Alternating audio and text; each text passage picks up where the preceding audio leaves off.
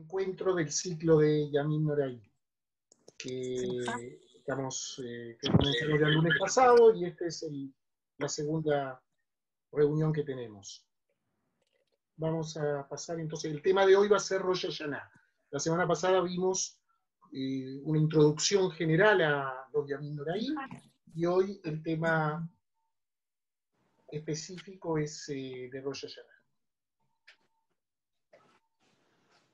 Comenzamos entonces de donde retomamos la semana pasada, cómo nos preparamos desde el mes de Elul para Rosh Hashanah, ¿sí? Nos estamos preparando en todo este mes para unos Yamim Noraim, para llegar a estos Yamim Noraim, que tienen varias condiciones, ¿no? Estos Yamim Noraim, como vimos la semana pasada, finalizábamos después del mes de Elul, teníamos estos 40 días que representaban, por un lado, la tercera subida de Moshe al monte Sinai, y en Yom Kippur, el día 40, era la bajada, y antes de eso, Moshe intercediendo por nosotros, ¿sí? Y entonces, nosotros, ¿qué le decíamos? ¿Sí? A Dios, lo mismo que Él nos dijo a nosotros, Vayomer Adonai Salach Tikid Bareja, Dios nos perdonó porque Moshe está de intermediario para nosotros. ¿Sí? Hay otra condición más que vamos a ver hoy con respecto a estos Yamim Noraim, que tiene que ver con Rosh Hashanah. ¿Sí? En Rosh Hashanah dijimos que es el inicio de ¿qué? Del año. El inicio del año, es cierto. Tenemos muchos inicios de año. ¿Sí? Nosotros podemos empezar donde queremos. Podemos contar desde nuestro cumpleaños, podemos empezar a contar desde ahí, cuando comienza el año, y estaría perfecto, es un año más para nosotros. Podremos empezar nuestro año lectivo, que suele empezar en marzo, terminar en diciembre. Bueno, este año nadie sabe, pero generalmente empieza en marzo, termina para diciembre. ¿Sí? Nosotros tenemos diferentes cuentas de años. En la época agrícola también se contaban los años de forma, obviamente, con las estaciones y en la época que pudieran ser aptos de acuerdo al tipo de siembra y cosecha que hubiera. También aquellos que se dedicaban a los árboles frutales o que tenían árboles frutales, también el inicio del año era relevante y era importante para saber cuándo ellos terminaban su trabajo. Generalmente nuestras fiestas están relacionadas con ese tipo de cosas y por lo tanto tenemos por un lado eventos que tienen que ver con trabajos específicos como ser siembra y cosecha, y elementos que son específicamente de la vida civil del pueblo de Israel. ¿Cuál era la vida civil del pueblo de Israel? En la época que había un rey, se contaba cuando había un rey, y el rey entonces, en tal motivo, este es el año nuevo para el rey, pasa un año. ¿Sí? Entonces teníamos año para los reyes, año para los meses, el primero de Nisan, ¿sí? Año para los árboles, cuando empezaban a dar flores, ¿sí? Los almendros, el Tu Bishvat, y deciden en la Mishnah que hay un año nuevo para los años, y este es Rosh Hashanah. ¿Qué significa un año nuevo para los años? Que nos recuerda, ¿sí? El inicio, ¿sí? Un momento iniciático, ¿sí? De la creación del mundo. Vamos a ver enseguida que este momento del inicio del mundo, ¿sí? Esto es lo que nosotros conocemos como el año nuevo. Vamos una diapositiva para atrás. ¿Sí? Una diapositiva para atrás. Una más. Ok. ¿Ok? Entonces, ahí tenemos que esta es una fiesta que señala el comienzo del año judío. En realidad no es el comienzo del año judío. Es incorrecto. ¿Sí? Los judíos festejamos el comienzo del año. Esta es la frase correcta. ¿Ok? Porque no es el año nuevo judío que tiene que ver con una fecha judía. Tiene que ver con una fecha universal. La creación del primer hombre, ¿sí? Del primer ser humano o la creación de la humanidad creando a este ser dual, ¿sí? Adán y Jabá va a ser después, pero originalmente es un ser dual. Volvemos para atrás, no se apure cambiando las diapositivas. ¿Ok? Y con eso comienza el año de acuerdo a la visión judía. no es que comienza el año judío, no hay ningún evento judeo o judío, sino que es un evento universal. ¿Ok? Por otro lado, se considera como día del juicio, ¿sí? Donde no son solamente juzgados los judíos, todas las criaturas, absolutamente todas las criaturas, no solamente los seres humanos, sino que todas las criaturas son juzgadas a partir de Rosh Hashanah y por ende se define el destino de cada persona para el próximo año. Por lo tanto, ¿sí? Para entender esta frase, es una festividad que señala el comienzo del año para la humanidad toda. Que lo festejamos los judíos, los otros si quieren pueden sumarse, bienvenidos, pero lo festejamos los judíos, pero festejamos el inicio del año para toda la humanidad. Ahora sí, próxima. Si uno quiere saber, el Rav Daniel nos habló de los distintos comienzos del año, y que Rosh Hashanah es el comienzo del año para los años, ¿sí? Pero que hay otros comienzos del año para distintas otras actividades. Si uno quiere saber exactamente eso, hay un tratado del Talmud que se llama Rosh Hashanah, que en su primera Mishnah nos habla de esos, hay 4 comienzos del año para las distintas, para el ciclo de los reyes, los ciclos agrícolas, el pago de los impuestos. Los conocidos, los más conocidos son Rosh Hashanah, que nosotros celebramos que es el comienzo del año de los años, o sea, Rosh Hashanah la Yamin para los años, y el Rosh Hashanah la Ilanot, para los árboles, que es el 15 de Shvat, el Tu B'Shvat. Si uno quiere ir a la Torá y buscar la palabra Rosh Hashanah, no la va a encontrar, porque no aparece la expresión Rosh Hashanah en la Torá. En el Humash, en el Pentateuco, no aparece esa mención.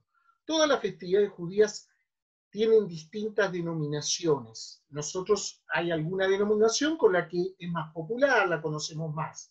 En el caso de esta festividad que celebramos es Rosh Hashanah, pero hay otras menciones. Este día, dijo el Rav Daniel antes, es el día del juicio. Por lo tanto, también es conocido como Yom Adin, ¿sí? El día del juicio, donde Dios juzga a todas las criaturas, a toda la humanidad, no solo a los judíos.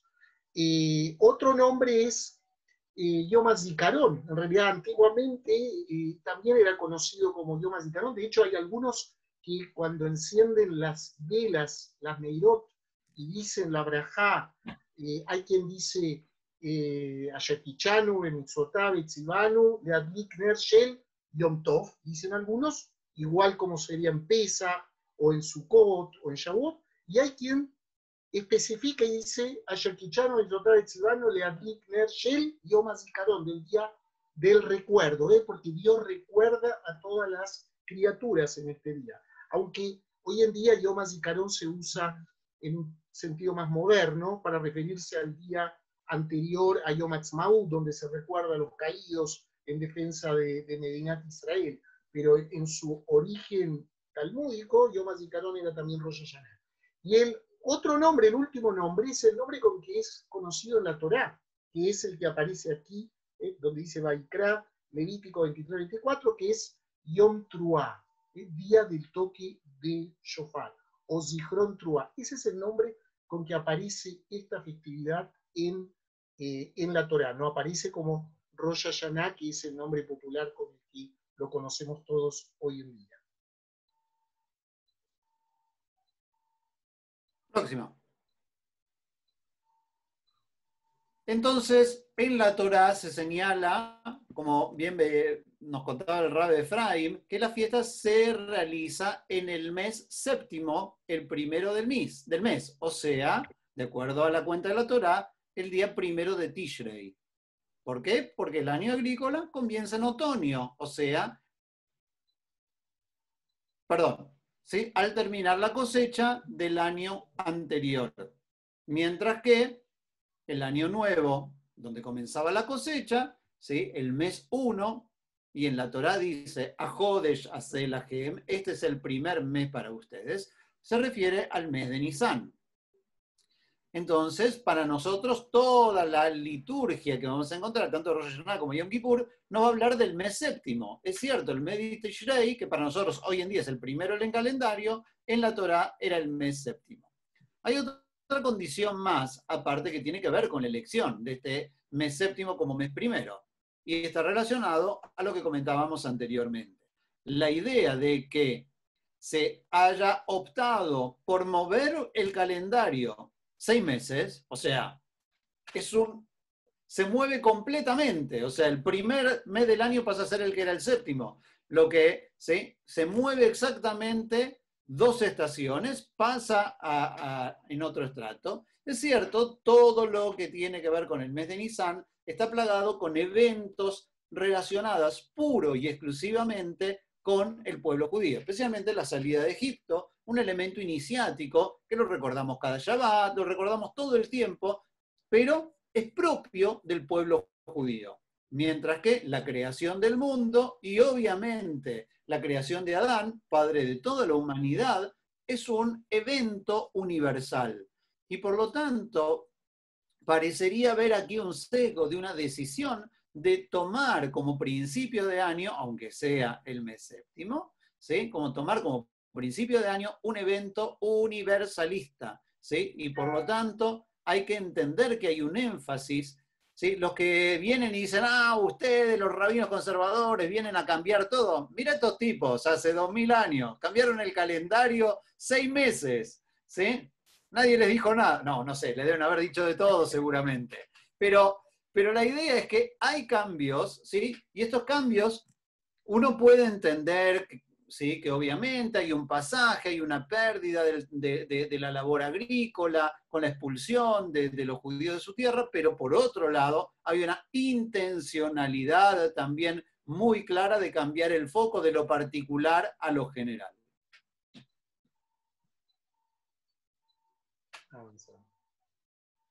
Según la halajá, Rosh Hashanah dura en la diáspora y en Israel 2 días, porque no se sabía si los testigos llegarían el primer día de Rosh Hashanah o el segundo. Vamos a explicar un poco de qué está hablando acá. Nosotros vimos, si vemos, podemos volver un segundito a la diapositiva anterior. Dice, en la Torá se señala que la fiesta se realiza en el mes séptimo, el primero del mes. Primer día del mes séptimo. Sin embargo, nosotros, cuando vemos hoy en día el calendario judío, ¿cuándo celebramos Rosh Hashanah? Este año, por ejemplo, es el próximo sábado y domingo, 2 días. Vemos en Israel, ¿cuándo se celebra Rosh Hashanah? 2 días también.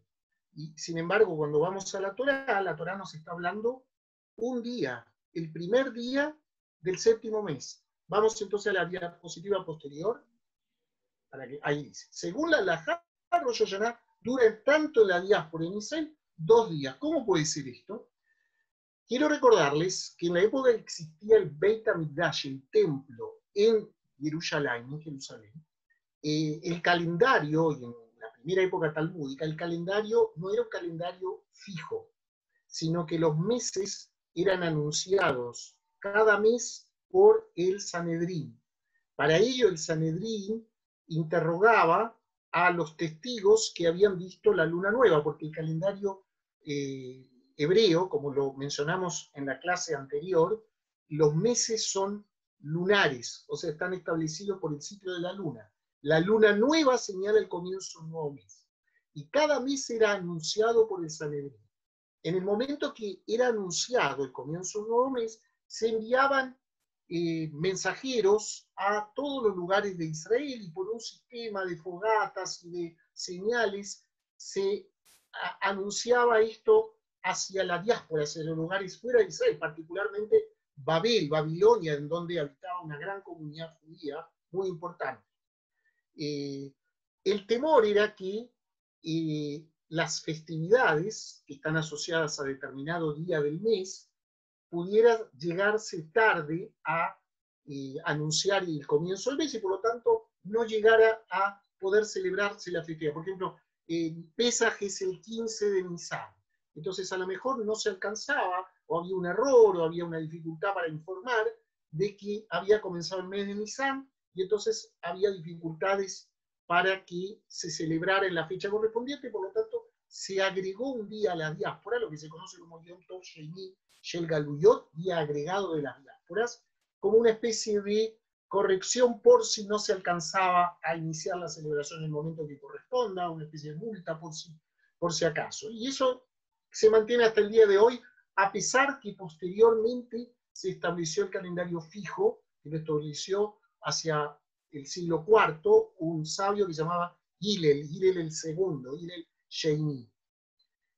Sin embargo, lo que pasaba con Rosh Hashanah es que Rosh Hashanah mismo es el comienzo del mes. Entonces, no solo fuera de Israel, sino incluso dentro de Israel, quizá los testigos no llegarían para anunciar el comienzo, o los mensajeros no alcanzarían a llegar a todos los lugares para indicar que había comenzado el nuevo mes y por lo tanto el nuevo año debía comenzar. Por lo tanto, se estableció que no solo en la diáspora, sino también en Israel, Rosh Hashanah se celebre 2 días. Y hasta el día de hoy es así. Ok. Rosh Hashanah se considera como un día en el que se corona a Dios como el rey del mundo. ¿Ok? Esta es una frase, parecería una frase tirada al voleo, ¿sí? Porque como el rey del mundo, pero lo que decimos, o sea, obviamente, si nosotros somos juzgados por Dios, decimos que Dios nos juzgue, Dios está en la posición de un rey que juzga, ¿no? En realidad, la medida de este rey, cuando hablamos de Dios, es dos tipos de medida. Una medida de juicio, midat adin, y una medida de piedad, midat rahamim. Obviamente que nosotros nos queremos que nos juzgue benevolentemente, piadosamente, que no son tan malos, o sea, parecen malos, pero tan terribles no son. ¿Ok? Entonces, de alguna forma, nosotros de alguna manera nos conectamos con esa parte, pero si Dios nos juzga, también de alguna manera tenemos que tener ese temor divino, y la idea es la visión de este rey. De hecho, en los rezos decimos, Amelech Hayoshev, el rey que está sentado en su trono alto y elevado. ¿Ok? Pero parte de esta relación es en lo que comentaba antes el Rabbi Efraim, esta idea del toque del shofar, ¿sí? Cuando venía el rey, había toque de shofar. Cuando se nombraba un rey, se tocaba el shofar. Entonces, la idea de que Dios es coronado, ¿sí? ¿Sí? Coronado, de alguna manera, con su corona de santidad, obviamente que es un término bastante antropomórfico, ¿sí? Pero Dios no usa ninguna corona. Pero muchas veces se habla de la corona de la Torá, la corona de la santidad, se habla del concepto de aquellas cosas que nos juzgan, ¿sí? Entonces, Dios es entronizado y por eso tocamos el shofar. La idea es que ponemos a Dios en un lugar donde nos juzgue, ¿sí? Más allá de que hay algunos textos, como decimos, Avinu, Dios, ¿sí? Que nos decimos a Dios Padre, ¿sí? Queremos complicidad con este Dios que sea un Padre, ¿no? Aunque decimos Avinu Malkeinu, Padre nuestro, Rey nuestro. Nos conectamos un poquito con las dos cosas. Adelante. Rosh Hashanah es un día en que se escucha el shofar para despertar el interés de escucharnos a nosotros mismos. El camino para mejorar nuestras vidas en el marco personal, social y cultural comienza con la capacidad de escuchar. ¿Sí? Mencionamos ya que en la Torá es el nombre central de esta celebración, es Yom Teruah, día del toque del shofar. Como hablamos la semana pasada, el shofar tiene la idea o la intención de despertar nuestro interés o nuestra preparación para la Teshuvá. De eso nos habla, por ejemplo, Maimónides, que hace referencia a que el shofar es como un anuncio que nos dice: despertaos los sumidos en el sueño, ¿no? Los que están adormecidos, que se despierten, que hagan teshuvá, que retornen, que cada uno puede escuchar y haga un poco de introspecciones en el sentido de la tefilá. En realidad toda plegaria tiene un sentido de autojuzgamiento, y el camino para mejorar nuestras vidas en el marco personal, social, cultural, comienza con esa capacidad de escuchar que tenemos que tener y que debe despertar en nosotros ese sonido de shofar. En realidad esa es la mitzvah central de Rosh Hashanah. Si uno pregunta, uno va a la sinagoga, reza, come en su casa, después vamos a ver distintos Yaná, hay una serie de filot y rezos que están en el Marzor, que son fundamentales, pero la mitzvah, digamos, el mandamiento que surge de nuestras fuentes es fundamentalmente escuchar el sonido del shofar. Es la brajá que dice la persona que toca el shofar, ayer kichanu, itzotar etzivanu, que nos ordenaste, nos santificaste, nos ordenaste, lishmoa kol shofar, escuchar el sonido del shofar. No es tocar el shofar, sino escuchar. Y eso es escuchar en el sentido también de entender, no solo oír, que entre el ruido por nuestros oídos, sino también entender su mensaje, el mensaje que está presente en este día.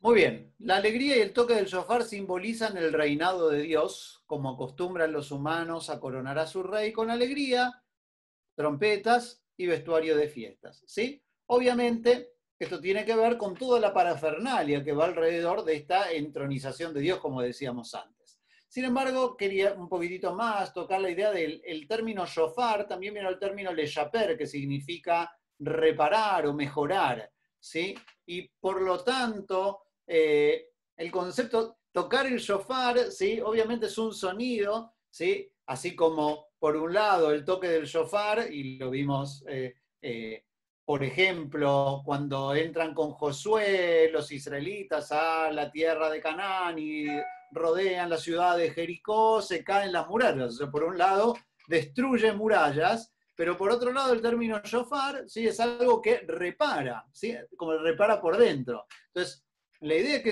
es un sonido reparador, ¿sí? Es un sonido que de alguna manera nos construye. Es difícil hablar de que un sonido pueda construir.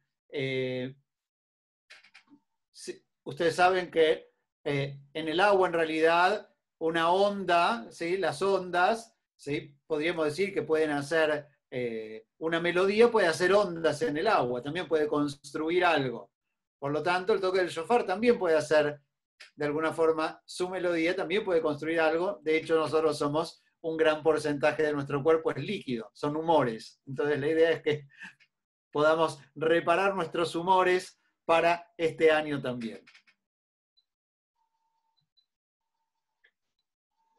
Otros roles del shofar, bueno, en realidad hay muchas, ¿por qué se toca el shofar? Hay muchos motivos. En el gran Rav Saadia Gaón, gran sabio del siglo X aproximadamente, que vivió en Babilonia, da 10 razones distintas por el cual se toca el shofar, incluso en el Marzor que nosotros usamos habitualmente, figura ahí todo el listado de las 10 razones que da Saadia Gaón.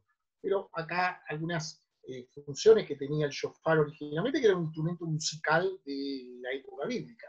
Se utilizaba como instrumento de alerta para juntar a los ejércitos o salir a la batalla.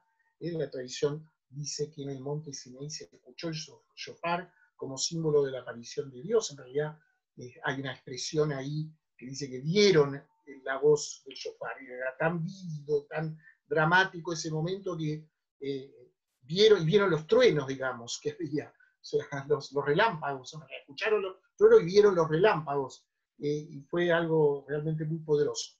El sonido del shofar se escucha también en el jubileo, cuando empezaba el año jubileo cada 50 años, y el origen del toque que se hace cuando termina Yom Kippur se encuentra en esa tradición de que se tocaba cuando empezaba el Shnata Yovel, el año del jubileo, que después se tocaba al final de Yom Kippur del año que empezaba el jubileo, pero después se hizo la costumbre de tocarlo todos los años. No es un toque, a pesar que es muy significativo, no es parte de la mitzvah. No decimos una brajá antes de tocar ese shofar, en cambio sí se dice la brajá en Rosh Hashanah.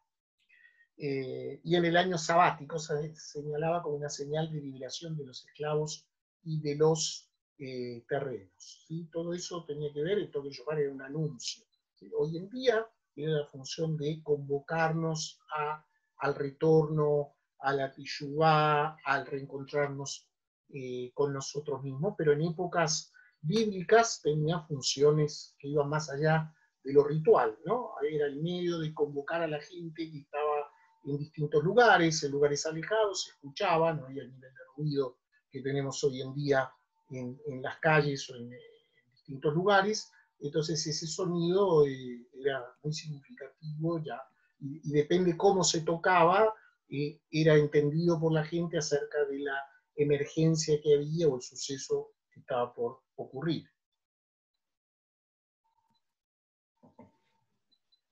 Muy bien. Según el Talmud, como vimos antes, hay quienes dicen que Rosh Hashanah es el día en que se creó el universo. ¿Sí? El universo, hay algunos que creen que es el que se creó el universo todo. ¿Sí? Y que van a decir que es el primer día de la creación. ¿Sí? Por eso, ¿se acuerdan ustedes que cuando explicaba la semana pasada el Rab Efraim, el Salmo 27, que decía Adonai Ori Beishi, Dios es mi luz, ¿sí? Y entonces se relacionaba Rosh Hashanah con la creación de la luz, o sea, el primer día de la creación. Mientras que la gran mayoría piensa que lo que fue creado fue Adán, o sea que nosotros estamos situados en el sexto día de la creación y el tiempo antes del ser humano no tiene sentido. Esto va a dar que algunos, los que dicen que todo el universo fue creado en Rosh Hashanah, ¿sí? Se encuentran con la problemática de el carbono 14, ¿no? Entonces ahí entramos en unas discusiones que no tienen fin, ¿sí? Algunos van a decir, bueno, Dios creó las cosas para que parezcan viejas, bueno, cualquier cosa vamos a poder encontrar con respecto a cuáles son las formas de entender el mito bíblico, y no hablo del mito como algo de mitómano, ¿no? Hablo de mito como la idea de una verdad que no necesita comprobación, sino que me está expresando una sensación. ¿Sí? Por lo tanto, la idea de la creación del universo como un todo pondría, ¿sí? Obviamente, la creación de nuestro mundo, del ser humano, como una planificación general.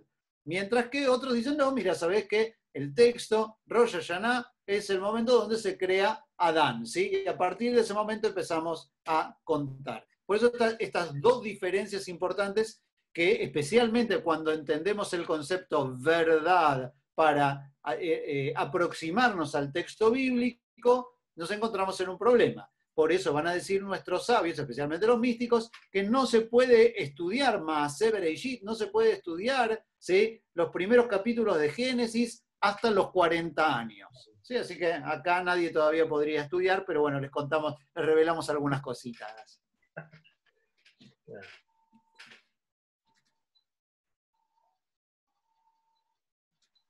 También en los rezos de Rosh Hashanah hay expresiones sobre el reinado de Dios en el mundo, sí, como explicó el Rab Daniel antes, hay muchas menciones en la liturgia que aparecen en Manzor acerca de Dios como el rey, Amelech, Hayoshe, Parquise, Rambenzá, el rey que está sentado en el trono, o sea, expresiones de tipo antropomórfico acerca de la presencia divina como un rey. Hay también toda una sección en el Musar que se llama Malkuyot, donde se incorporan muchos textos, muchas citas bíblicas donde aparece la idea de Dios como rey, y eso se manifiesta en numerosos lugares. Dios es el juez en Rosh Hashanah y el rey, eso es lo que aparece a menudo mencionado. ¿Sí? Un detalle importante es que generalmente en los rezos todos encontramos, dice, en Yamim Noraim se dice, ¿no? Entonces, y al final casi todo el año, todo el mundo está rezando, ¿no? Y es como que tenés poquitas posibilidades, ¿sí?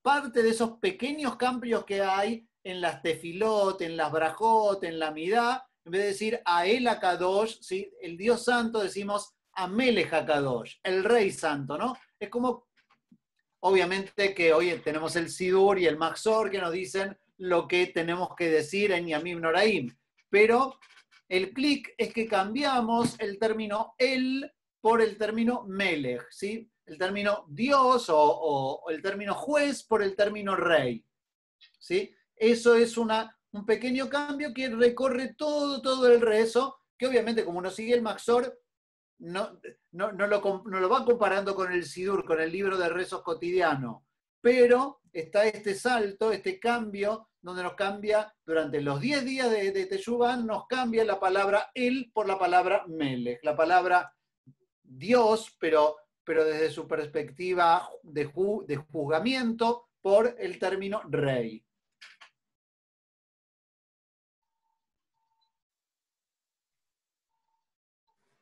Es el día del juicio, dijimos, Yom Adin es otro de los nombres, e introspección general. Por supuesto que es un periodo. En realidad la palabra tefilá viene de la raíz palel, que es juicio, entonces expresado en el sentido itpael, en una forma reflexiva del verbo.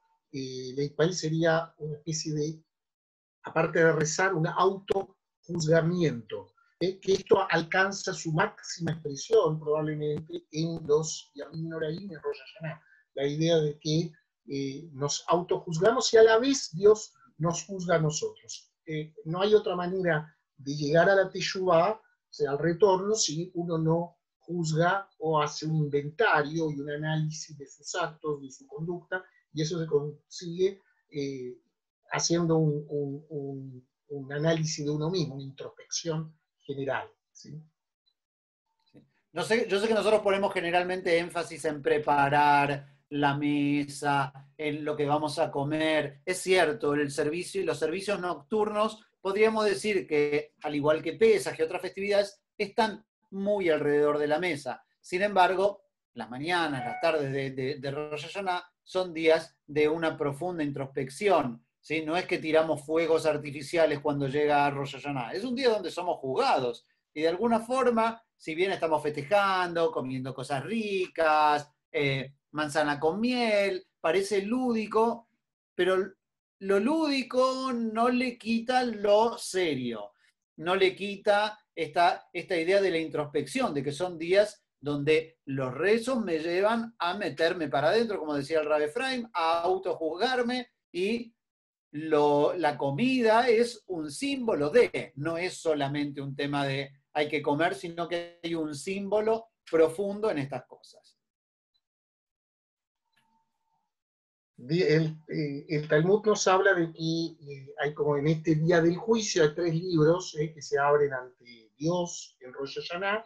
Uno es el libro de los tzadikim, Murim sería, que Nechtamim Lejaim, ellos son sentenciados y en Yom Kippur timbrado inmediatamente para la vida. Están los Beinonim, ahí dice, los que están en el medio, serían Tluim, Atiom, estas personas hasta Yom Kippur tienen los famosos Aseret Yemei Teshuvah, los 10 días de arrepentimiento, de retorno, para inclinar definitivamente su juicio para un lado o para el otro, depende de su conducta, y los Reshaim Murim, los malvados rematados, digamos, Niftahim de Nechtemin Niat Lemita. Estos son inmediatamente juzgados en Rosh Hashanah para el fin de su existencia. Se entiende que la mayoría de nosotros no somos ni tzadikim, gorim, ni justos completos, ni reshaim, sino que somos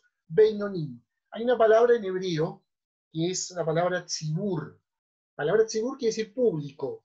Y la palabra tzibur, si uno toma la inicial de cada una de esas, o sea, no la inicial, las letras de esa palabra tzibur, vamos a encontrar que la primera letra de tzadi es la inicial de tzadikim, la bet beinonim y la reish reshaim, o sea, en el público están todos, los tzadikim, los beinonim, los intermedios, justos completos, intermedios y malvados. Esta idea de que en ese Dios está como sentado, una presentación de seres de carne y hueso, como si Dios fuera un ser de carne y hueso, es la idea que se expone a la gente, digamos, pero sabemos que no, o sea, Dios no es un rey, ni es de carne y hueso, ni tiene forma, pero se le presenta al público, digamos, a la gente, esa idea, y eso es un poco también mencionado en una famosa plegaria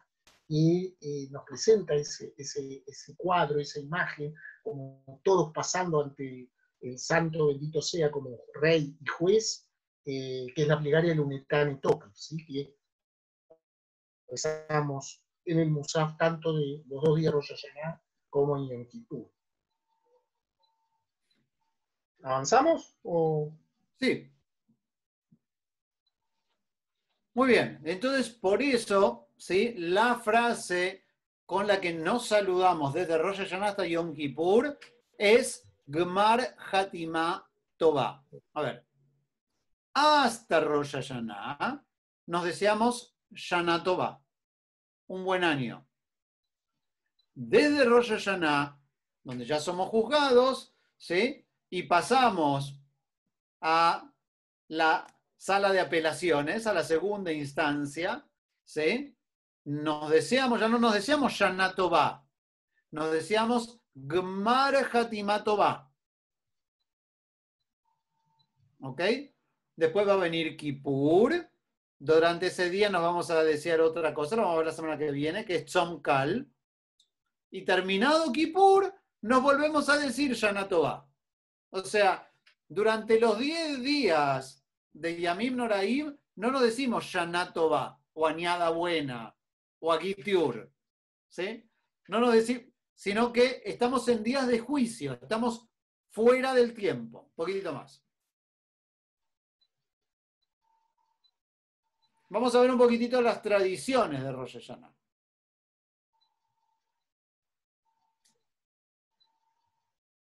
Anulación de juramentos. Bueno, esto es algo que se conoce en hebreo como Atarat Nedarim. Según la Torá, ustedes saben que para el hombre bíblico y para la Torá, la palabra empeñada tenía una fuerza vinculante enorme. El tema de nosotros en la sociedad occidental le damos mucha importancia a todo lo que está al contrato, a lo que está firmado. Si no está firmado, sellado, timbrado, no tiene ningún valor. Pero para el hombre bíblico, incluso eso se mantiene de alguna manera en el mundo oriental, la palabra era sagrada. Y entonces uno está obligado a cumplir su promesa. Entonces al final del año, cuando llega Rosh Hashanah, es el momento de ver qué pasó con esas promesas. Y sabemos que muchas veces de manera voluntaria no podemos hacer cumplir lo que dijimos que íbamos a hacer, entonces se acostumbra a anular los juramentos que fueron hechos durante el año.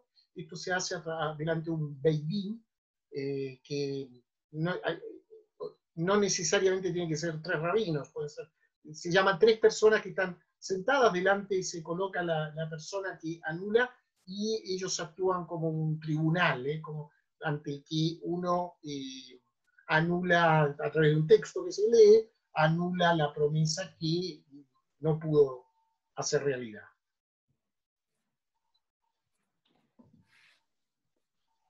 Una de las cosas que cuenta el Talmud con respecto a esto, hay un tratado en realidad que tiene que ver sobre los albaceas, sobre cómo uno le cuida las cosas al otro, ¿sí? Y una persona, ¿sí? Si me da a mí a cuidarle algo, yo soy responsable, si a mí me lo quitan, tengo que pagar. Pero podría decir, no, mira, ¿sabes qué? Yo lo cuidé bien, pero no sé, vino alguien y me lo robó y no está más. Pero como siempre, la gente le queda duda, ¿lo habré cuidado bien? ¿No lo habré cuidado bien? Entonces, había que hacer una shuvá, una promesa. El Talmud cuenta que la gente prefería pagar que jurar en falso, ¿no? No se olviden que los Aseret Hadibrot dice, no podés dar falso testimonio. Y entonces, imaginen, el concepto del valor de la palabra es un tema muy, muy importante. Yo sé que hoy ni la palabra escrita, ¿no? O sea, pero por eso es sumamente importante el concepto de poder liberarse, no solamente, y esto obviamente va a ser un puente para lo que es el Kol Nidre la semana pasada, la importancia del valor de la palabra, que desde un punto de vista conceptual y psicológico, las palabras crean realidades, ¿no? Entonces, como dice el dicho, uno es dueño de su silencio y esclavo de sus palabras, ¿sí? Entonces, lo importante es Por eso la idea es liberarse de eso para poder empezar, también para poder empezar de cero. ¿Sí? Ahora, como vimos antes, se reza mucho, esa es una tradición en Rosh Hashanah, y lo principal en los rezos es el reinado de Dios y el temor al juicio. ¿Sí? Como vimos antes, se cambia, se trocan las palabras y tenemos el tema del temor al juicio. El libro que se usa en Yamin Noreim, Rosh Hashanah Kippur, es el Mahzor. ¿Sí? Durante todo el año usamos el Sidur, en Rosh Hashanah Kippur se usa el Mahzor.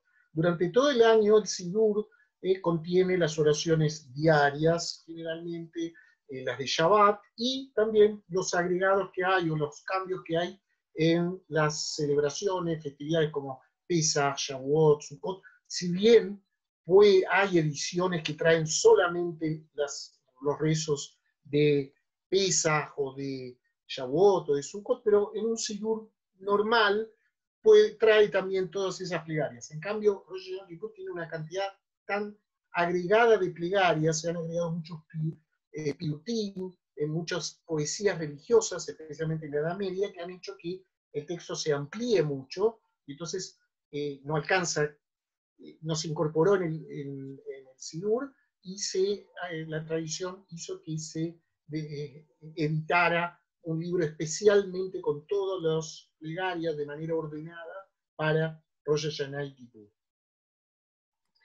Vamos entonces a la lectura de la Torá. Para atrás. ¿Okay? Para los que la lectura aparece acá esbozada, ¿sí? El primer día, el relato, ¿sí? Del nacimiento de Isaac, junto con cuando son expulsados Agar e Ismael. ¿Sí? En el mundo judío es un texto que no tiene mayor relevancia, obviamente lo leemos porque en esa parashá, en esa porción aparece el nacimiento de Isaac. Digo para nosotros, porque para los árabes es el sacrificio de Ismael y para ellos es muy importante.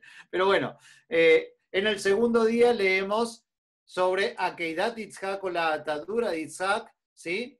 Y de alguna forma se entiende este texto como donde el Dios se apiada o tiene misericordia del ser humano, lo rescata, entre comillas, del peligro. Y por lo tanto, ¿sí? Ambos textos son textos muy importantes y muy formales. Si quieren, se pueden meter en el Facebook de la comunidad, está toda la explicación de ambas parashot que nos hizo esta mañana el Rabbi Efraim, así que pueden ahondar en el comentario de ambas lecturas, tanto la de la primera mañana como la segunda mañana. Solamente aclararles que nosotros hablamos de primera mañana y segunda mañana porque obviamente sale el sol, todos los días se pone el sol, pero para el Talmud en realidad es un Yom Arich, es un día largo, ¿sí? Es un día de 48 horas, no son 2 días, es un día solo largo, ¿sí? Entonces es como que nos tomamos un tiempo en estas 48 horas y la dividimos en 2, pero es un solo día. Adelante.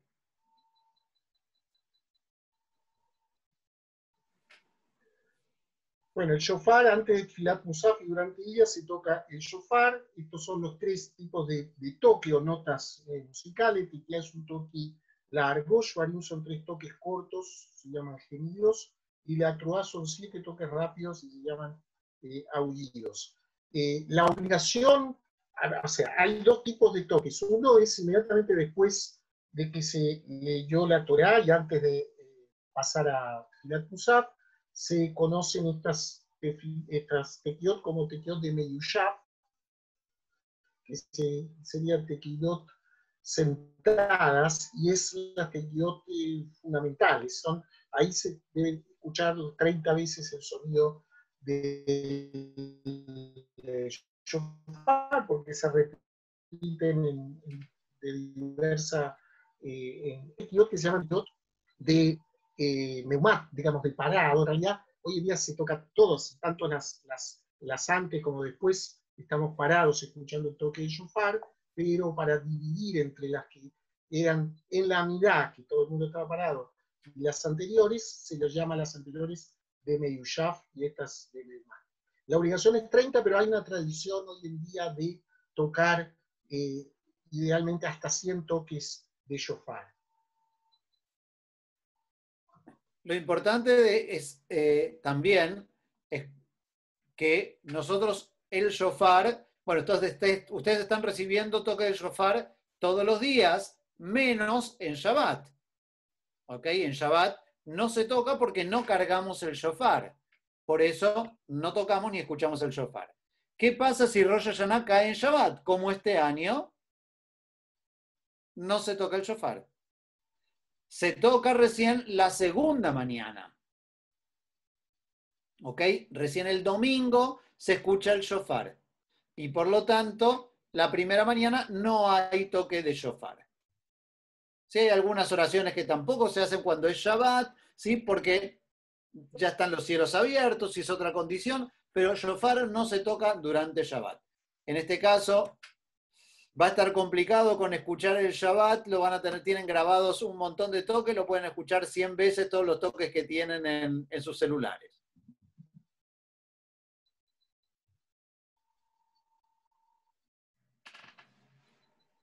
Ahí está lo que explicó. ¿Ok?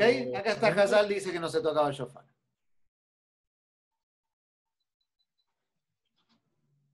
Los augurios, los buenos deseos, los kartisei brajá, las tarjetas de salutación, se acostumbra a saludar en la víspera de Rosh Hashanah y en la segunda noche con Leyana Tovat Tija Tebu Betija Temu. ¿Sí? Algunos le agregan Lejaim Tobim. O sea, para un año bueno, seamos inscritos y rubricados. Inscritos en Rosh Hashanah y rubricados en Yom Kippur. Por eso algunos agregan Lejaim Tobim, para una buena, o sea, no que seamos inscritos, sino que seamos inscritos para una buena vida. O sea, ser inscritos, uno no sabe para qué te inscriben. Entonces la idea es ser inscritos para una buena vida, o que seamos inscritos en libros de vida, o que seamos, los sefaradim tienen mucho más dichos, ¿sí? Que seamos inscritos en libros de vidas buenas, ¿sí? Un montón de ideas de poder ser escrito y en todos los libros, ¿sí? de Mazal, de suerte, de fortuna, de dulzura, ¿sí? Y de bondad.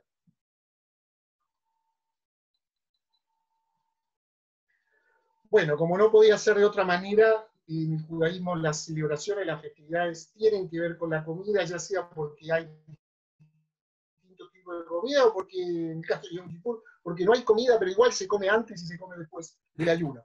Pero en Rosh Hashanah hay una serie de alimentos que son simbólicos, que se llaman simanim, o sea, señales o símbolos de Rosh Hashanah. Incluso algunos hablan de una especie de seder Rosh Hashanah, no es como el ceder de Pesach, que hay todo un ritual con lecturas, con una Haggadah, ¿no? Pero hay distintos alimentos que se acostumbra a colocar en la mesa de Rosh Hashanah y que se recita algún tipo de plegaria, oración, augurio, pedido relacionado con el alimento que se va a consumir. Que tiene que ver también con el nombre que tiene el alimento y su relación con alguno de los pedidos que hacemos. Vamos a ver entonces.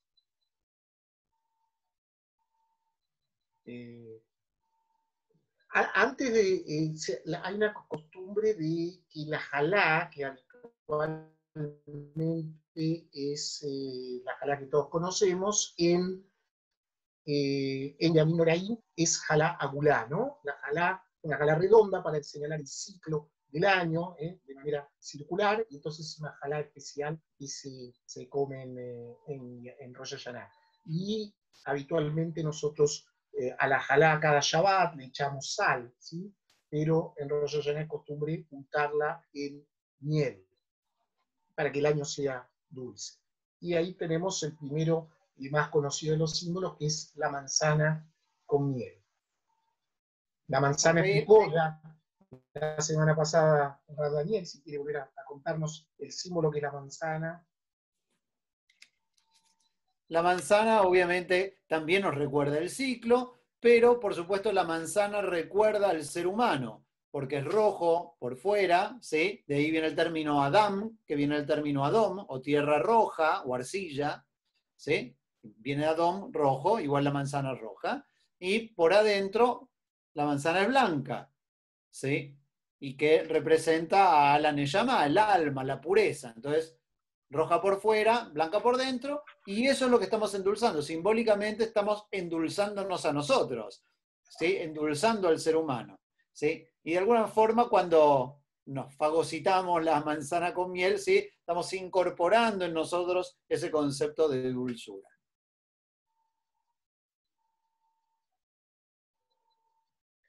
Es costumbre tener una cabeza de cordero o de pescado en la mesa. Se puede comer, pero muchos, más que comerlo, lo señalan y dicen una expresión que más adelante creo que aparece, digamos, le rollo y lo les danaf, que seamos cabeza y no cola, ¿no? Por eso la idea de poner el pescado también es símbolo de lo fructífero, de lo que hay en abundancia, ¿no?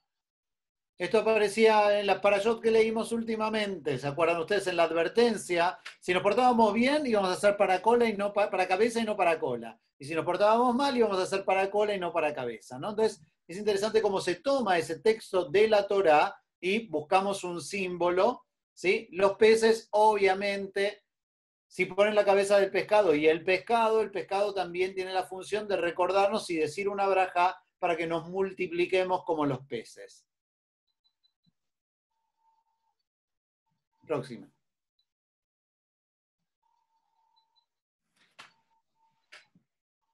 Bueno, la salcada beterraga, esto tiene que ver, en general, los productos que van a aparecer ahora tienen que ver también con los nombres de estos productos en hebreo o como eran conocidos en arameo, y entonces se usan para frases o expresiones.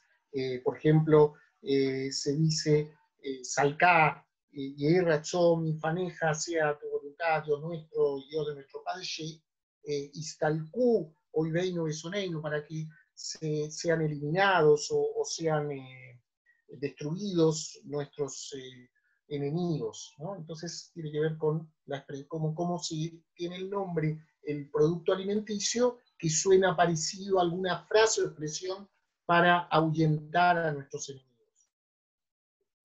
La idea es que estos alimentos son, de alguna manera, para recordarte, ¿sí? Para recordar las cosas, son juegos de palabras. Lo mismo pasa con el puerro, ¿sí? Que obviamente se ponen en la mesa y se señalan, pero no es obligación comerlos. De todas maneras, con la betarraga se puede hacer, obviamente, porque la betarraga era el antiguo, el del azúcar se sacaba de la betarraga, y por supuesto también es dulce, así que para los se pueden Se puede tomar hacer un buen una Porsche. tortilla de Sí. puerro, de acelga, hay distintas maneras, no tiene que estar el dátiles, Ah, Sheitamú, tamare o tamarim es el nombre con que nombramos a los dátiles, Sheitamú, que se extingan nuestros enemigos, se dice, y el dátil, recordemos que la tierra de Israel, uno de los productos por los cuales bendecido o reconocido es por la miel de dátil, Bash. Vamos adelante, zapallo o zanahoria. También la misma idea. ¿Sí? sí, a ver, los dátiles, fíjense que los dátiles también son dulces, de ahí sale la miel en la Biblia era llamada, ¿sí? Y lo mismo las zanahorias, son alimentos que suelen comerse, ¿sí? En Rosh Hashanah, especialmente la zanahoria, ¿sí? Se corta en porcioncitas chiquititas, se baña se suele hervir y se baña con caramelo para que queden como unas moneditas de oro, tzimes, ¿sí? Y la idea ¿sí? Pero por otro lado, cuando yo digo, como dice Gezer, ¿sí? Es la palabra para decir zanahoria, me recuerda a Gzardin, que es el veredicto, ¿sí? O los decretos acá. Entonces, de alguna forma, es la utilización de estas palabras, ¿sí? Se pone el símbolo, que además se come porque es dulce, pero se lo utiliza como memotécnico. Yo sé que ahora no es memotécnico y que si uno no lee no tiene ni idea, pero la idea era que fuera memotécnico para que fuera un disparador, ¿sí? Esa es la función, una función clásica de un ritual que me dispare otra cosa. Adelante. La granada, hay una tradición que dice que la granada que tiene pepitas dentro, la tradición dice que tiene 613 pepitas, entonces semeja a las mitzvot.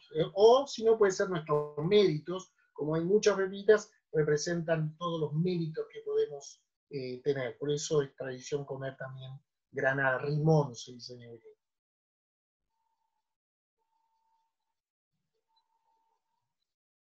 Bueno, ahí está en hebreo lo que justamente se dice de cada producto. Dice arriba Seder Leil Rosh Hashanah, el Seder de la noche de Rosh Hashanah, y se menciona lo que se dice al consumir cada uno de estos productos. Vamos a avanzar. Ahí está. Ok, acá aparecen todas. La idea es que obviamente vamos a subir la presentación para que ustedes puedan buscar y tener todas las brajot. Seguí avanzando.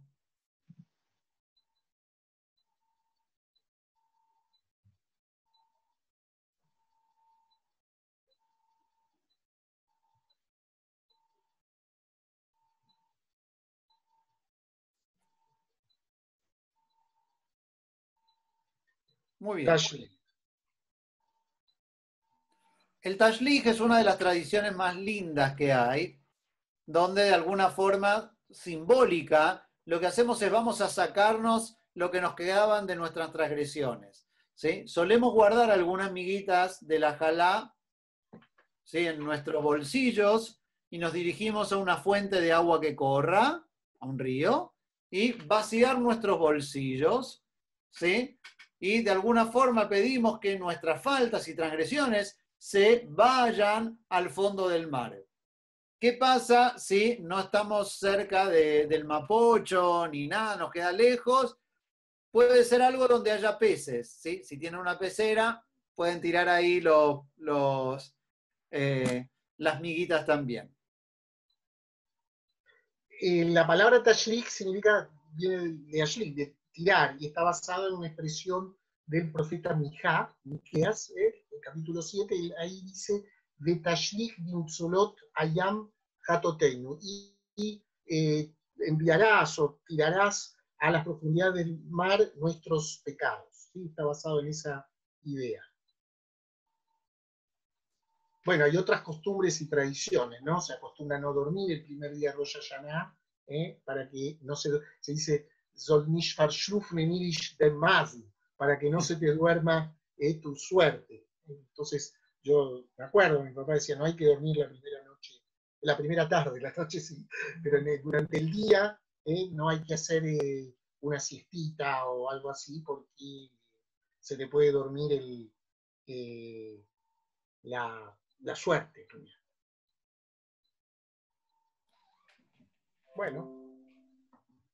Bueno, preguntas.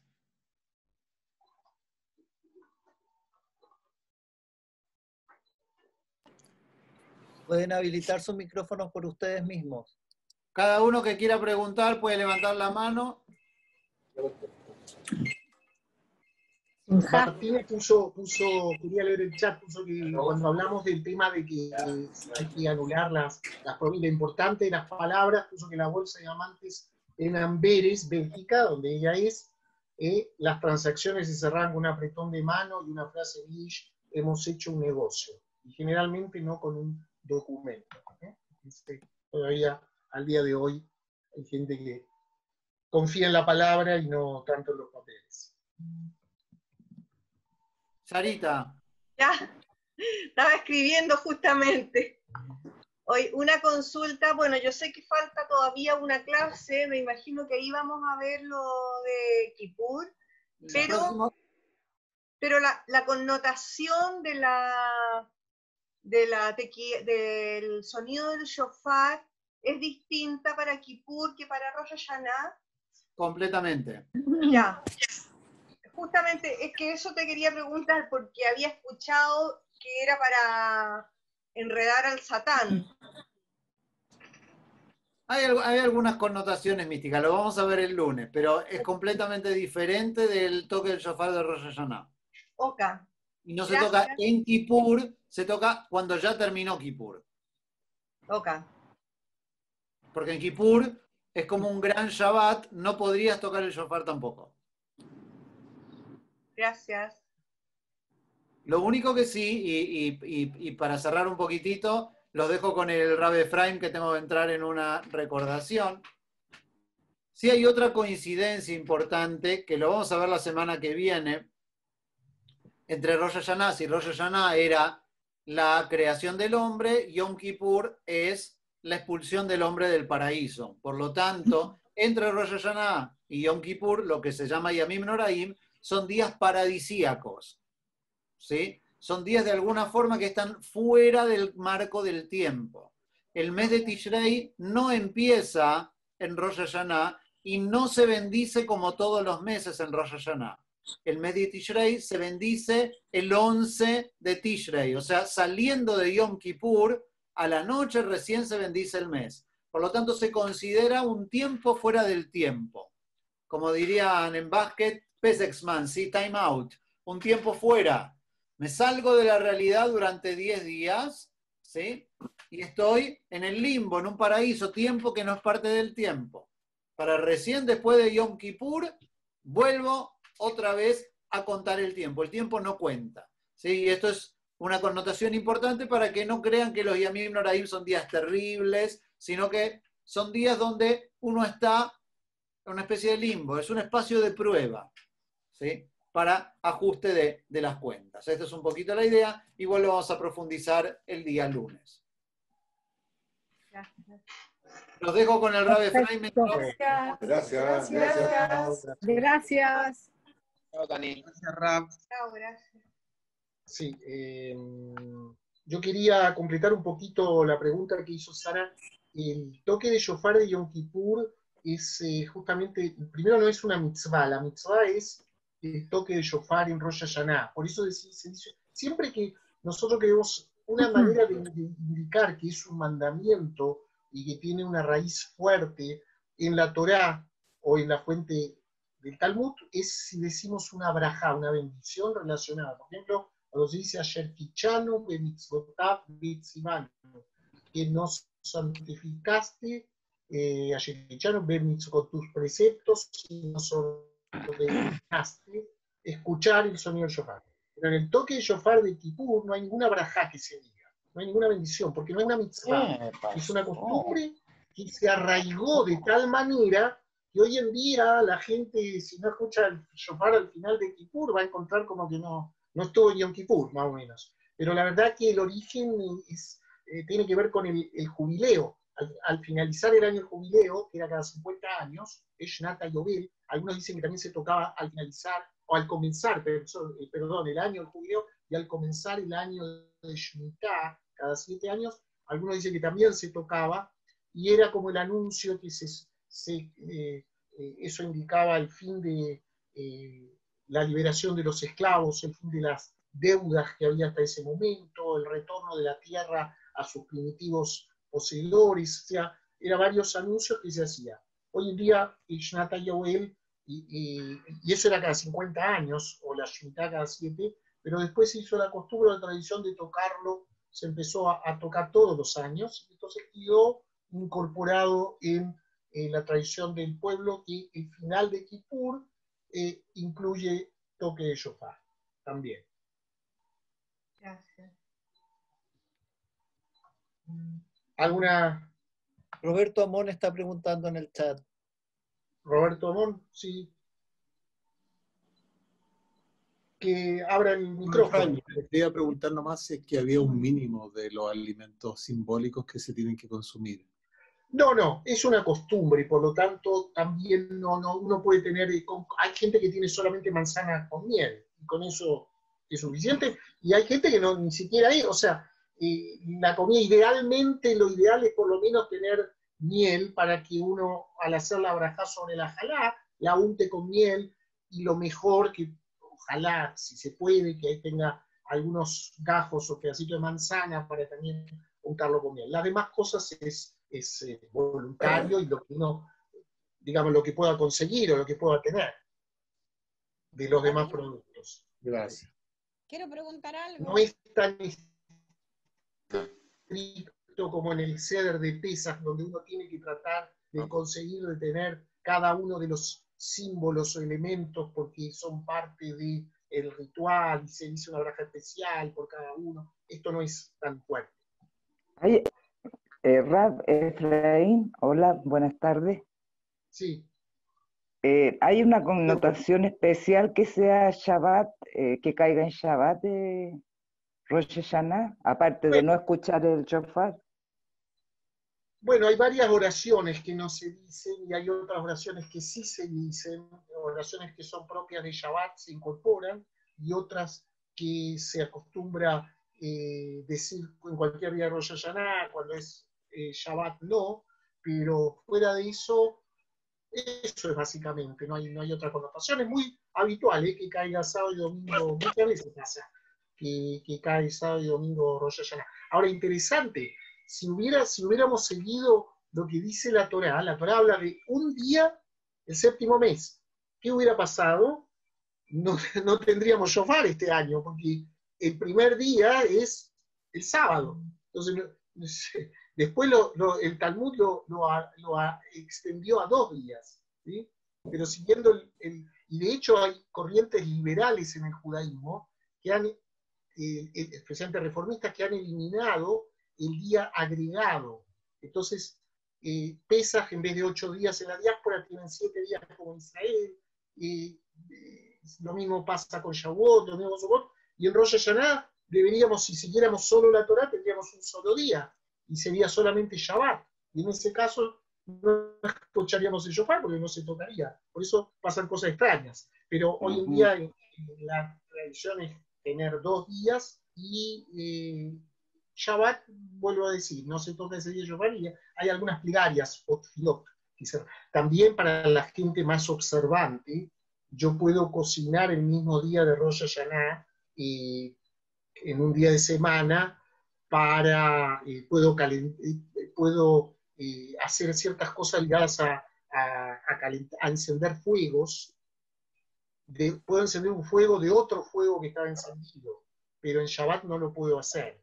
Si Rosh Hashanah fuera martes y miércoles, yo puedo encender un fuego de otro fuego en Rosh Hashanah. O sea, hay ciertas normas más estrictas en cuanto a eso, para la gente más observante, que en Shabbat no puedo hacer, por ser Shabbat. Ya, gracias. Quiero decir algo. Sí, Eli, por favor. Quiero decir algo. Cuando hablan de Avinu, padre, o Malkeinu en Rosh Hashanah, yo encuentro que es como, yo entendí el concepto, pero encuentro que es como que el ser humano necesita como tener así como algo concreto en que pensar, porque no es concreto, es etéreo, uno no sabe, pero está. Pero yo quiero decir que al hacerlo así es como para que la gente se quede tranquila y tenga como una cuestión así como concreta en qué pensar. Y lo otro que quería decir es que cuando uno escucha el shofar, no sé por qué, a mí me pasa, uno siente algo acá adentro, aunque quiera o no quiera, sientes algo. Lo que no entiendo, entendí que hay unos que son como aullidos, como gemidos, como... ¿Por qué tiene que ser de 3 diversas formas? ¿Por qué no puede ser un toque de shofar largo o corto? ¿Pero por qué le ponen tantas formas al shofar? Es buena la pregunta que haces, y quiero decir una cosa, el que viene todos los sábados a la sinagoga seguramente extrañaba a Eli y sus preguntas. Así que para el que viene todos los sábados sabe a qué me refiero. Así que me alegro de escucharte y verte y haciendo alguna pregunta.